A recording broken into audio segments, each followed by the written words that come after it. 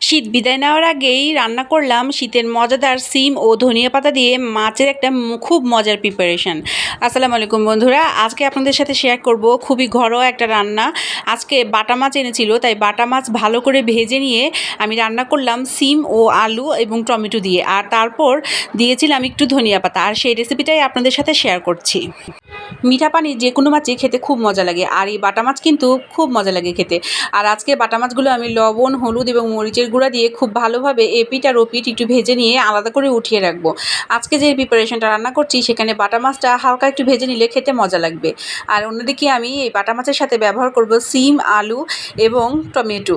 তো প্রথমে একটা প্যানে আমি কিছুটা তেল দিয়ে দিয়েছি। এখানে আমি 4 টেবিল চামচ পরিমাণ দিয়ে দিয়েছি কুকিং অয়েল, আর তার সাথে দিয়ে দিয়েছি 1 মুঠ পরিমাণ পেঁয়াজ এবং 8 থেকে 10টা কাঁচামরিচ। আর কাঁচামরিচগুলো কিন্তু অবশ্যই একটু ফেটে নেবেন, না হলে কিন্তু ফুটে গায়ে লেগে যাবে।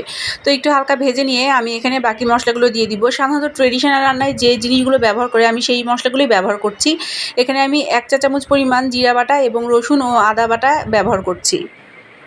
একটু হালকা ভেজে নিয়েই এর সাথে অ্যাড করে দিব 1 চা চামচ পরিমাণ লবণ, 1 চা চামচ পরিমাণ হলুদ গুঁড়া এবং 1 চা চামচ পরিমাণ ধনিয়া গুঁড়া ও 1 চা চামচ পরিমাণ মরিচের গুঁড়া, এবং হালকা একটু পানি দিয়ে কষিয়ে নিব। এবং আমি কিন্তু মশলাটা সবসময় 2 বার পানি দিয়ে একটু কষিয়ে নিই, কারণ মশলাটা খুব ভালোভাবে কষানো হলেই রান্নাটা খেতে খুব মজা লাগে। দেখেন আমার মশলাটা কিন্তু আমি কষিয়ে নিচ্ছি, এবং কষিয়ে নেওয়া হয়ে গেলেই আমি অন্যদিকে সিম কেটে রেখেছি এবং আলু ও টমেটো কেটে রেখেছি, সেগুলো দিয়ে দিব।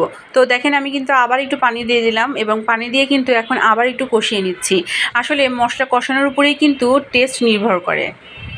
অনেকে মনে করেন বেশি মশলা দিলেই স্বাদ ভালো হবে, কিন্তু আসলে তা নয়। সঠিক পরিমাণে মশলা দিলেই তরকারিটা খেতে মজা লাগে। এবং কেটে রাখা এখন যে সবজিগুলো ছিল সেগুলো আমি অ্যাড করে দিব একে একে। তো প্রথমে দিয়ে দিলাম সিম, তারপরে দিয়ে দিচ্ছি আলু, এবং এরপরে আমি অ্যাড করব টমেটো। তো সিম আর আলুটা কিন্তু একটু আমি হালকা ভুনে নিচ্ছি, কারণ এভাবে একটু ভুনে নিলে খেতে মজা লাগে। সিম আর আলু যখন ভুনা হয়ে যাবে তখন আমি অ্যাড করে দেবো 2টি টমেটো। এবং টমেটো দেখছেন আমি একটু বড় করে পিস করেছি, কারণ আমি টমেটোগুলো গলিয়ে ফেলবো না, টমেটোগুলো তরকারির সাথেই থাকবে। তো আবার একটু এপিট ওপিট করে নেড়ে দিচ্ছি, এবং তারপরে আমি পরিমাণ মতো পানি দিয়ে দিব, যাতে তরকারিটা একটু হালকা সিদ্ধ হয়ে আসে। আমি এখানে 1 কাপ পরিমাণ পানি ব্যবহার করেছি, এবং দেখেন প্রায় একটু সিদ্ধ হয়ে আসছে তরকারিগুলো। এখন আমি ভেজে রাখা মাছগুলো দিয়ে আবার একটু ঢেকে দিব। আমার আজকের এই ঘরোয়া রেসিপিটি আপনাদের কেমন লাগলো অবশ্যই আমাকে কমেন্টে জানাবেন। আপনাদের কমেন্ট আমার কাছে অনেক বেশি গুরুত্বপূর্ণ। তরকারিটা যখন হয়ে আসবে তখন কেটে রাখা ধনিয়া পাতাগুলো একটু ছড়িয়ে দিয়ে আবার হালকা একটু ঢেকে চুলাটা বন্ধ করে দিব।